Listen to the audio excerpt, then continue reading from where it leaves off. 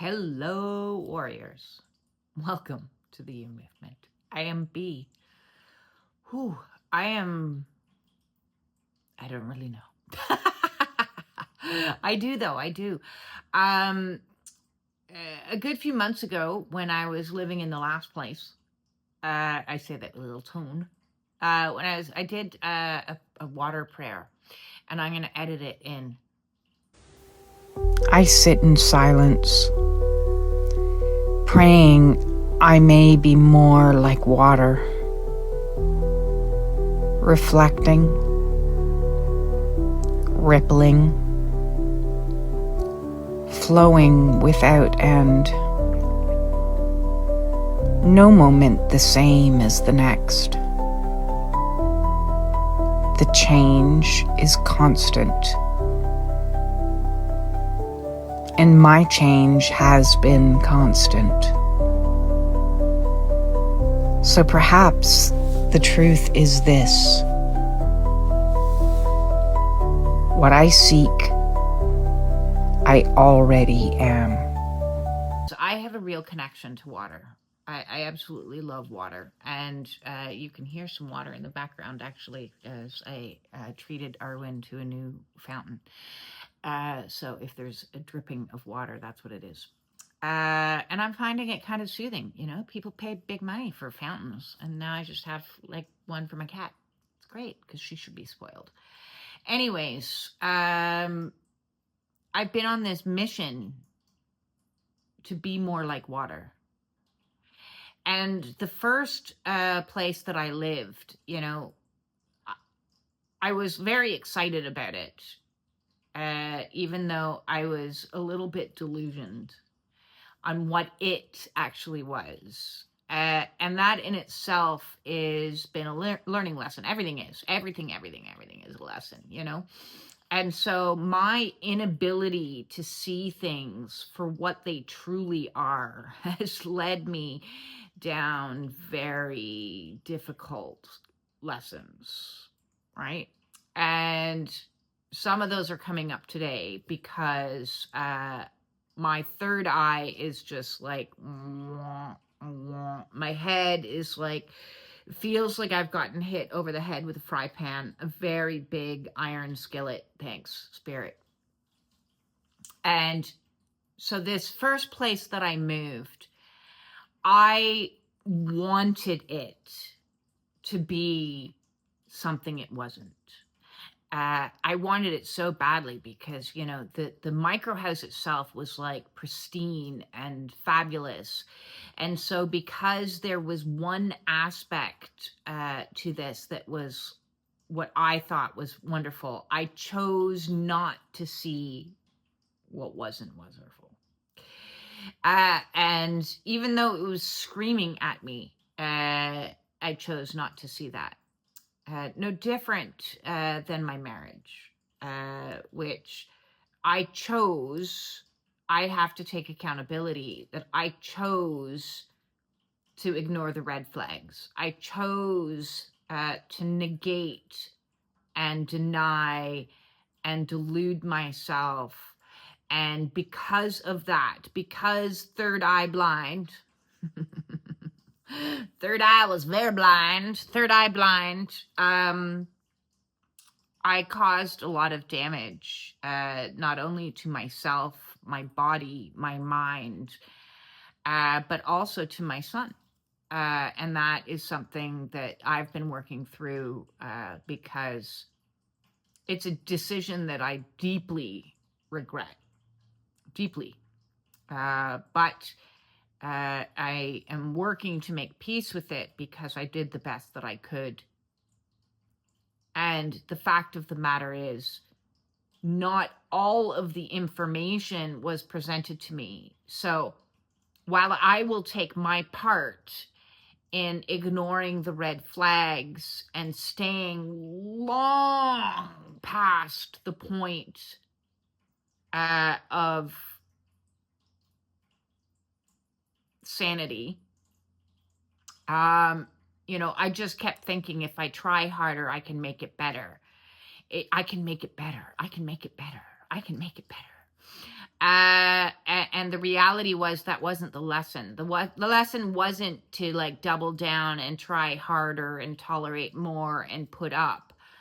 The lesson was to listen to my body that was screaming at me, and get the fuck out.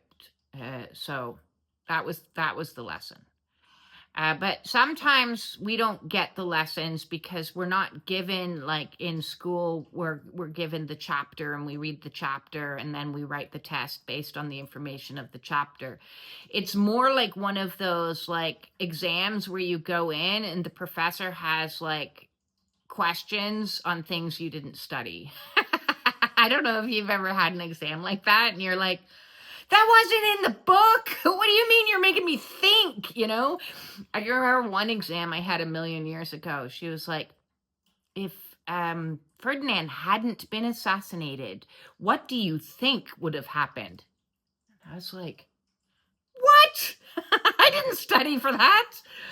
And life is a little bit more like that. You know, our spirit team has a great sense of humor sometimes, putting us into situations where it's like an escape room. And they're like, do you think she'll figure it out? No, she won't figure it out. It's going to take her at least 15 years. So my quest to escape out of this situation that I was in put me into another situation that was not good. And I'm tying this all together as a theme in water, and I'm getting to my point slowly. Because about, I don't know, 4 years ago, after I had my Kundalini sometime, I had a meditation. I was meditating. And in this meditation, what I saw was my pool of my emotion center. Okay, so our sacral is the housing. It's the water energy that is water, and it's the housing of our emotions. Okay, so when I tapped into this area and I was like, what is my emotional center like? What I saw was a swimming pool, which in itself is very strange because the last job I had where I had an employer was to be an assistant to his swimming pool company. So that's probably where it came from. But I saw this swimming pool, and my swimming pool was full, like it hadn't been cleaned in years. And it was full of like dirty, yellow, brown water with floating debris and sticks and leaves and an occasional dead rodent swimming on the surface. It was not inviting. It was not a place that I would want to swim. And water is my favorite place in the entire world. But it really symbolically represented my water and my emotional well-being, which was putrid. So I have spent the last 4 years purging that pool.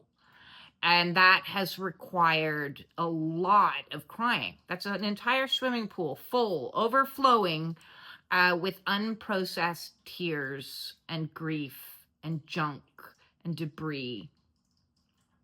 And it's been the most painful process ever. You know, it's not been a pleasant job. Who would want to clean a pool like that? You know, you'd want to like, let's just fill it in with dirt and get over with it, right?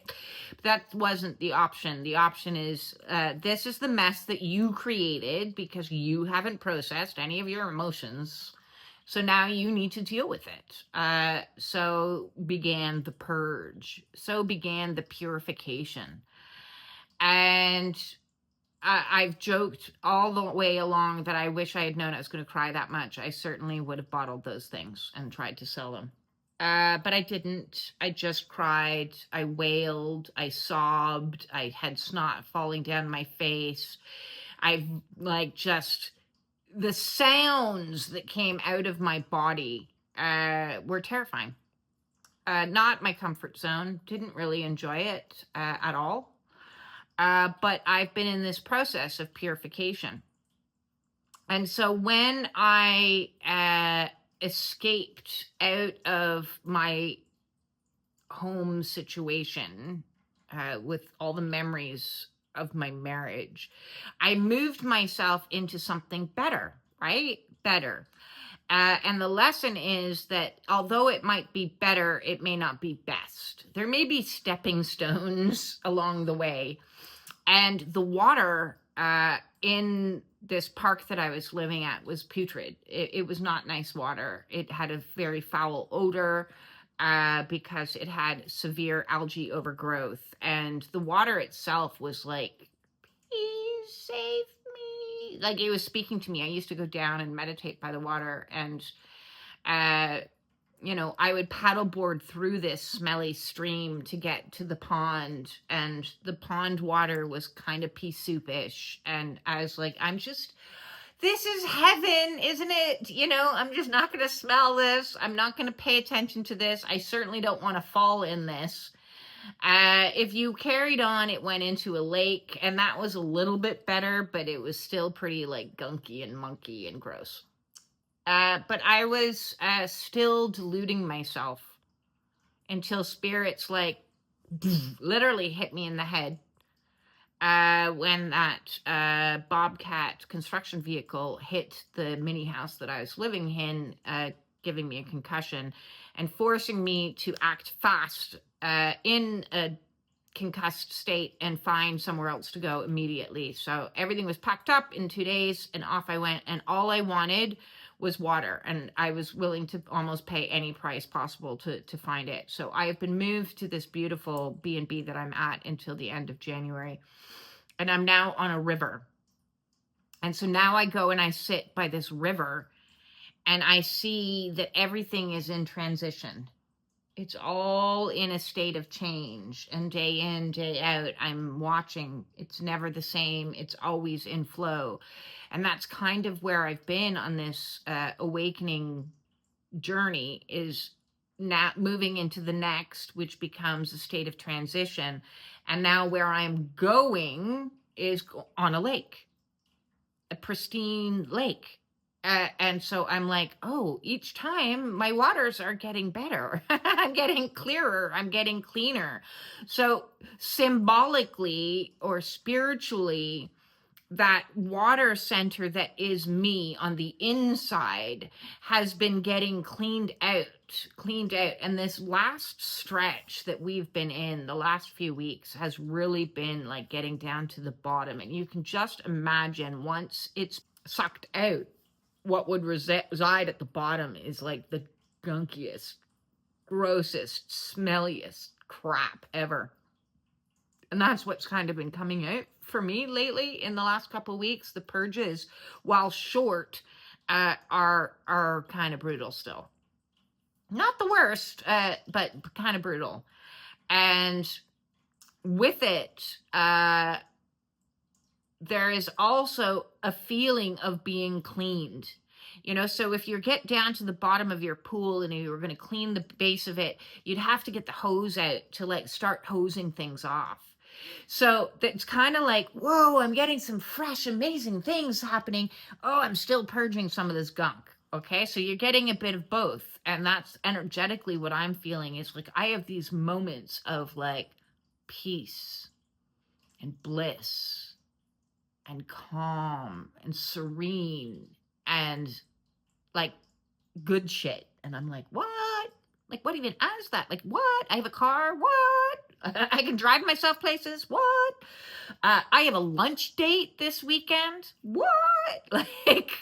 Like that's weird. Yeah, some neighbor ladies asked me to join the ladies for lunch. And I was like, yes, I'll join the ladies for lunch. I laugh because it's crazy to me. It's crazy to me that I am both receiving these blessings as well as still clearing the gunk, you know? So, like, from 1 hour to the next, I never know what's happening. Uh, but I do. I do know what's happening because I can see the bottom now. I can see we're getting it cleared out. In one day, Saturn goes direct, the Lord of Karma, and I'm like, I can feel it. I can feel it in my bones. The energy shifting. The Lord of Karma cashing in my chips, you know, like, yeah, baby, I've accumulated some good karma. You know, I've been plugging away at this project for 4 years. I've been doing this and that for like good karma, good karma, good karma, putting out good karma wherever I can. And so I'm cashing in, and I can, you know, I'm good stuff is when you put in the work, the good stuff comes, you know. That's how the harvest works, is you do all of the labor at the beginning, planting the seeds and watering it, more water, and then the plants grow, and you keep watering them and keep watering them and keep watering them, and then eventually you get fruit. So 4 years I'm starting to see some fruit. It's small fruit, but it's tasty. And more fruit shall come. And there's also an element of knowing that those that, you know, have not been planting good seeds, their karma's going to come too. I don't need to worry about that. Man, I'd like to be a fly on the wall, but maybe I wouldn't. Maybe it's not so good to see somebody else's karma. But I do feel the karma bus is coming close. It's the time is nigh. The time is nigh. And then the day after, Mercury goes direct, and I'm like, yeah, baby, bring it, bring it, bring it. And we've got a couple more planets to make their way direct over the next couple of months, but already there's a tingling. Do you feel it? The tingling that new is coming.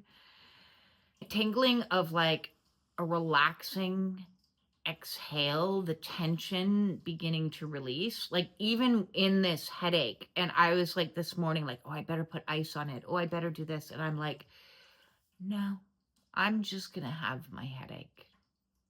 I'm just going to have my headache, knowing that what this headache is a clearing out, a scraping. It's scraping the last crusty bits off the bottom of my pool. And so that's going to open me to clear seeing things as they truly are, and acting in a way based upon what I truly see, not deluding myself anymore. And so this morning came in with a heavy punch of remembrance of memories that have long gone moldy, and grief, feeling some grief. My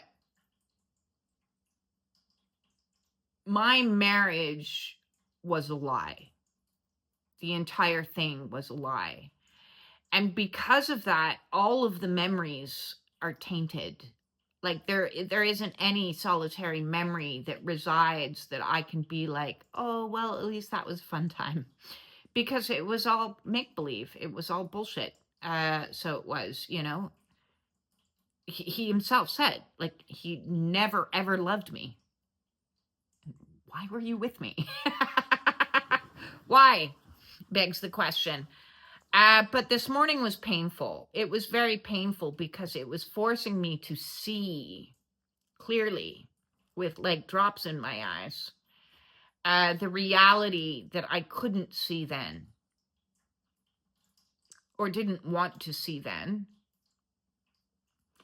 And what I've learned through this is, well, so many things. Like the last few years have been the lessons, like so many. so many. But what is coming into me now is how vitally important it is to focus, to see inside the body, listen to the body, the sensory experience. The mind failed me. My mind failed me for 15 years, deluding me that things would one day get better. And the body I wasn't listening to. So, these higher chakras, then when they're clearing out with these headaches and stuff, they're clearing our ability to see properly, to hear properly. And that means hearing ourselves, hearing our inner child, hearing our bodies. And it's amazing to me because, I've talked about the book, The Body Keeps the Score, many, many times. And When the Body Says No. And those two books changed my life without question. And even recently I read a book, the Itty Bitty Have More Sex book, which is funny timing, seeing as I'm celibate. But it was written by a friend of mine who is a tantric yogini. And it's a funny book. I should actually grab this book. The Amazing Itty Bitty okay, let's see if it can focus. Your Amazing Itty Bitty Have More Sex book. 15 Secrets to Satisfying Your Partner and Having Her Come Back for More. So this book it's amazing because it's a nice hook for the men. Oh yeah, I'd want more sex. But then when you get in there, it really is the teachings of sacred sexuality, a huge amount of them. And there was one thing that she wrote in here that just kind of made me go, ha ha ha, like out loud. I jumped to it. And it was secret number 8, hacking her inner love pharmacy. And so I'm going to read just this little segment because I want you to understand how the mind and the body work independently, and how the body is the one that you need to really get into. And that's what I'm all about right now, is the body. So secret number 8. When a woman is feeling safe, relaxed, and in love, copious amounts of oxytocin are flowing from her brain, and she feels most available for sexual connection. When a woman is feeling unsafe, physically or emotionally, and stressed out, oxytocin production stops and cortisol, the stress hormone, kicks in. Cortisol produces a protein that binds to all available testosterone in her bloodstream, which kills her sex drive. This is why when a woman is dealing with job pressure, family problems, or relationship issues, sex is the last thing on her mind. For men, sex occurs as a fine solution to a stressful day. For women, it doesn't. Oxytocin production is the key to turn things around, and then the option for sex is back on the table. Woohoo! That's what it says. So, I figured out 4 years ago that my body was rejecting him, and sex is like a gauge. And it's an important gauge on the system, because when you're like, no, your gauge is saying there's something off. No different than looking at a swimming pool and going, ooh, no. So if you're ignoring your body and you're ignoring your body's communication to you, then you stay in situations that become dangerously toxic for you. Like if you swam in a pool that had dead rodents floating around, that's pretty toxic shit.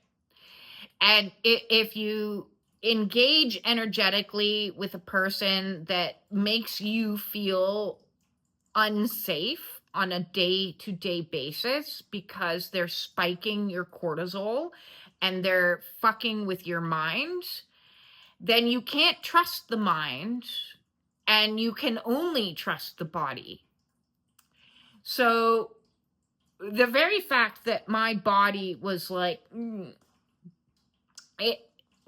it's massively validating to me to have this. You know, it's also a very interesting book with some pretty neat little suggestions that I'd like to try maybe one day, if God ever decides to place me with a divine partner. But the sacral region is our pleasure center. And we can't have pleasure, which includes enjoying the pleasure of intimacy, if there isn't safety. And there can't be safety where there is manipulations, lies, pretending things are better than what they are, ignoring red flags, denial, delusion, illusions. You know, like, it just, you can't lie. Your body doesn't lie. Your body doesn't lie.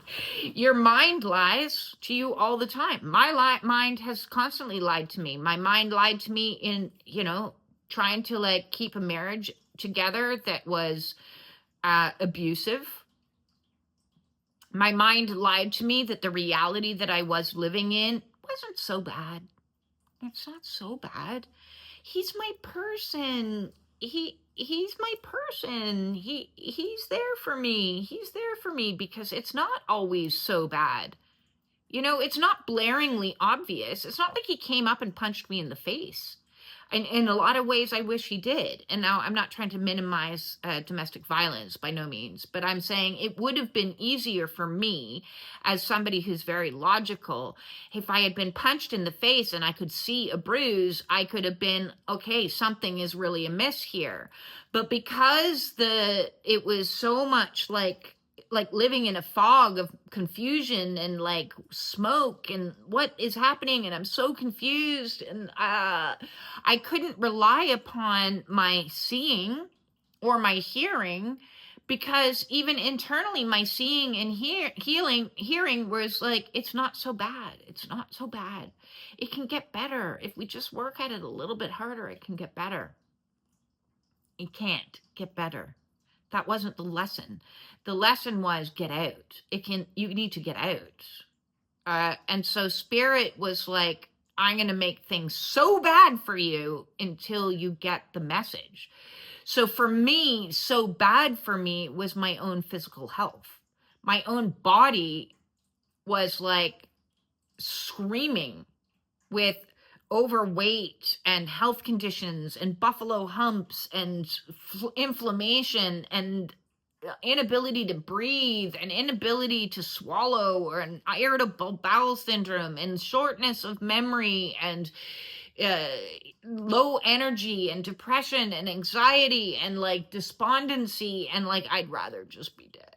Like, it was so bad. My body was trying to communicate to me, and I wasn't listening. I wasn't listening. I wasn't a very good listener. And so now I am seeing and observing and listening to everything, because I keep learning the same lesson over and over again. Granted, it's getting a little bit better each time. Is this where I belong? Are these the people I belong with? Is this safe for my nervous system? So before, I used to give everybody the benefit of the doubt all the time, and always give second chances, third chances, forgiving 101 times over and over again. That forgiving actually became, like I talked about yesterday, a gift of mine that became weaponized and used against me. Because I was so easy to forgive over and over and over again, it was like hitting myself in the head with a hammer. And what I needed to do was to not forgive, is to learn to not forgive, which means to create a boundary. And I'm going to go through this because like forgiveness is a big issue for me right now. I needed to not forgive. I needed to be angry. I needed to create distance. Otherwise, I would have forgiven and taken him back, just like I had done the 15, 20 other times before that. So forgiveness can be weaponized. Empathy can be weaponized. Your caring for others can be weaponized. And these are all difficult lessons that the empath needs to learn so that they can stand in their own personal power and walk away from situations that are screaming at them in every way, shape, or form. This place isn't for you. You know, I ignored that last place, that this place wasn't for me. I ignored the warning signs, you know, and like the signs were getting kind of crazy, you know, a dying squirrel, a skunk spraying on the house, like, you know, the smell of the stream, the conflict, the energy around me. I'm like, there's something off, but this is my nice place in this little teeny weeny house. And so I am grateful that spirit is showing me and moving me in this time of transition into what I do deserve, into where I do deserve. And more, I am settling like water into a state of flow with the divine. And that has been incredibly challenging for me to get into flow because, you know, people used to always say, just be in flow, just go with the flow. And I was like, I don't know if you have a surfboard or something, but my waters are like whitewater rafting with like debris around my neck, you know, like spitting up and choking and fumbling and drowning and then coming up for air. That's what my flow has been like for the last 4 years. And part of that, again, I'm going to take ownership of is in what I am starting to see is again some of my gifts that were being used against me and not working for me. And one of those is, you know, the whole autism thing. I think that, so I have PDA, pathological demand avoidance. I've always had it. You know, when people tell me what to do, I get like exceptionally triggered and upset because it's like calls into question my inability to like do things myself. So as a child, all the way, but of course we never knew this. Okay. So this was like an unknown thing. It's only recently that I've discovered this. My son also definitely has this. So when somebody has a PDA or pathological demand avoidance, getting them to do things requires a certain finesse.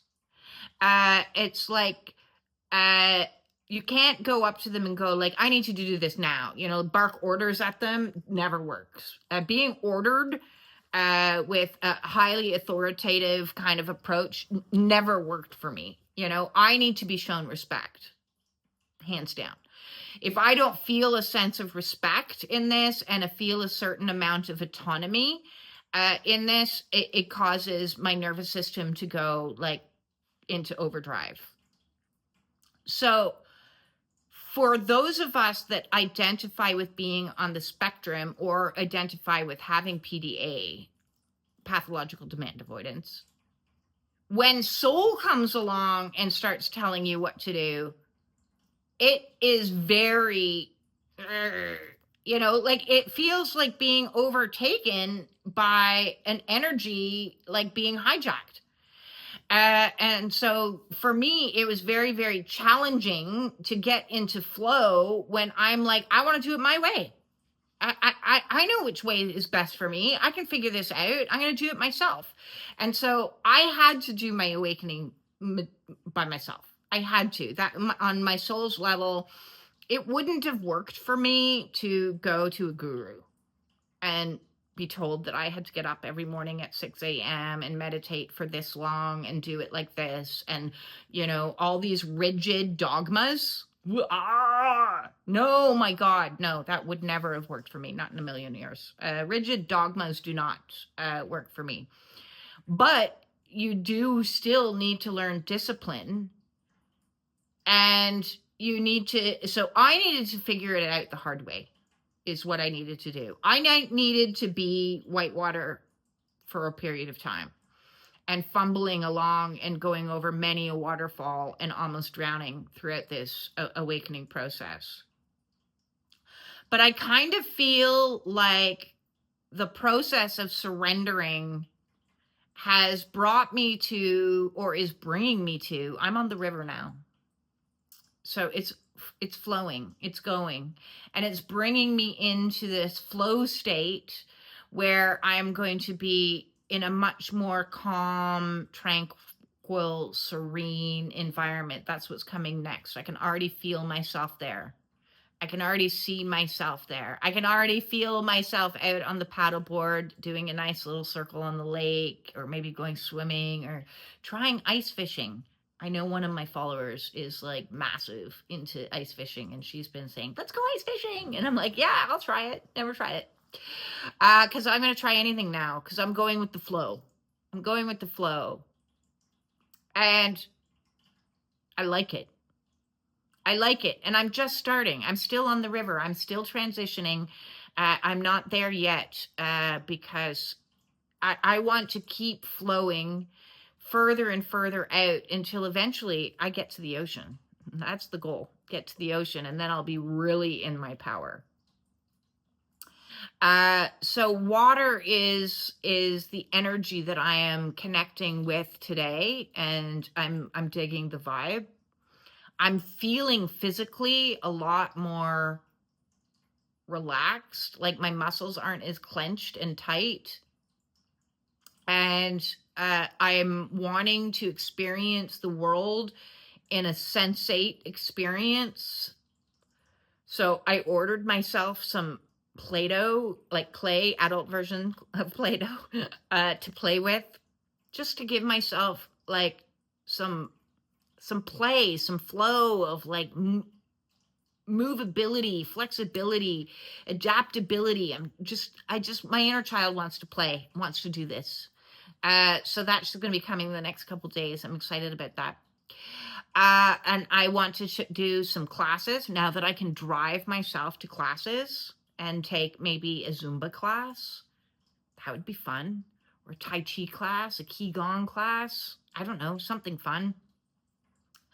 Or drive myself to Ladies with Lunch and be more social and help myself transition out of, again, this stream, this river. We're moving ourselves out of the stagnant, toxic, lonely water, and we're trickling along, and we're moving ourselves into sovereignty, into flow, into peace, into prosperity, into creativity, into pleasure. Because the water area, our water center, as I said, is our pleasure center. And when our pleasure center is firing, then what happens is like creative flow. And the last time I was in creative flow was my bliss phase. And I was sitting down and like typing out like half a manuscript in 3 days. Like it just was like creative flow. And so I've already met a couple people that are like, yeah, let's do some creative projects together. And I'm like, yes, I've been waiting for this for forever. Yes, creative flow. So yes, I'm digging it. We got to find ways to find a little bit of pleasure, a little bit of flow, to move us into something that, you know, eventually maybe we have a little bit more sex or have any. Yes. And on the topic of this, I'm just going to throw this out there. I would be very much interested in doing a podcast with the author of this book, and as well with anyone else that would like to discuss the topic of sacred sexuality in the new age. So topics to be discussed could be, the old structures in the age of Pisces of toxic masculinity, toxic femininity, how sexuality was weaponized and used, or how it was used to dominate and repress, and really get into the depths, because, this is our pleasure center. I'm talking about the depths of the misuse of the sacral. And then talk about what people would like to see sexuality look like in the new age, how partnership should look. And if you are interested in joining us on this discussion on my channel, filmed, that scares a lot of people away. But if you are interested in joining in on this discussion, I would love to have men and women alike. I don't know when it will happen. It will happen in its own flow. But I'm just throwing it out there and see what seeds plant and what seeds grow, because I think it would be really useful for all of humanity to, at our core, it is how we connect and how intimacy, sexuality, sensuality, the felt experience of life, how we can make it more pleasurable and joyous and peaceful for everyone.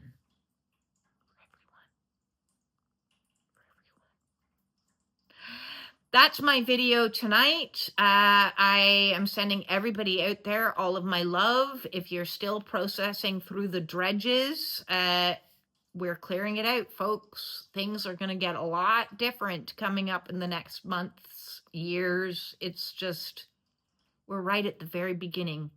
We haven't even begun to fill the pool yet. What's that going to be like? I'm excited.